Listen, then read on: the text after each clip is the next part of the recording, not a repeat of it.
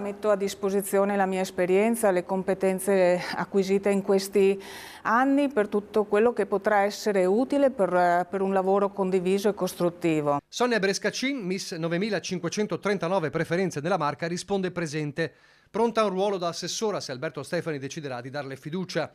I giorni del fantacalcio per il Toto Giunta continuano senza sosta, trattativa febbrile e ancora lunga per disegnare lo scacchiere di Palazzo Balbi. I nomi si affollano, le ipotesi anche.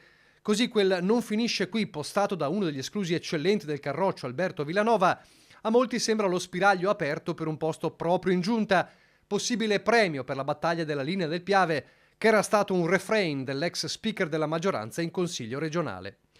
Un consiglio nel quale la Lega potrebbe sdoppiarsi in due liste, una del Carroccio e una a nome Stefani, e dove un altro grande escluso non dispera di rientrare. Io attenderei un po' l'esito della proclamazione e capire che cosa deciderà la Corte d'Appello di Venezia. Corte d'Appello o meno, sul piatto c'è comunque un nome che può aprire le porte, un nome da oltre 200.000 voti, quello di Luca Zaia. Sono il primo dei non eletti più felice di tutto il Veneto, anche perché penso che Luca Zaia rimarrà in Consiglio regionale del Veneto, come ha anticipato, ma non credo rimarrà 5 anni perché il governatore, a mio modo di vedere, ha ancora molto da dire a tutti i livelli.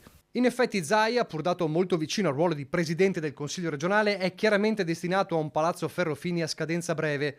Le sirene di Venezia, tra le tante, sono sempre più forti e la Lega non ha nessuna voglia di disperdere il peso specifico dell'ex governatore mostrato alle urne.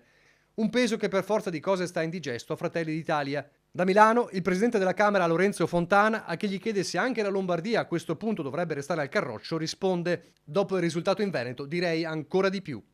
Fischiano le orecchie ai meloniani i rapporti di forza ribaltati, fischiano a Luca De Carlo che, in questi giorni bersaglio degli attacchi dal suo stesso partito, si prende qualche giorno per dire la sua.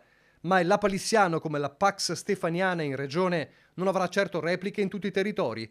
A Castelfranco si vota fra 6 mesi e già ribolle la sfida interna. L'invito che faccio è il filone sul quale mi sto muovendo è quello di un centrodestra compatto. Ce l'hanno detto i cittadini in occasione di questa tornata elettorale che se il centrodestra lavora compatto porta a casa il risultato. A Treviso poi le tensioni non si sono mai placate del tutto e se si fa notare al sindaco Mario Conte che in città i meloniani hanno conquistato l'unica sezione in quella via Roma, teatro dello scontro sul tema sicurezza, il primo cittadino risponde così. Io sono contento quando degli alleati gioiscono per un risultato elettorale, cioè vincere una sezione è certamente qualcosa di positivo, anche perché fanno parte della squadra di governo, è la sezione dove vive l'assessore Sernagiotto e quindi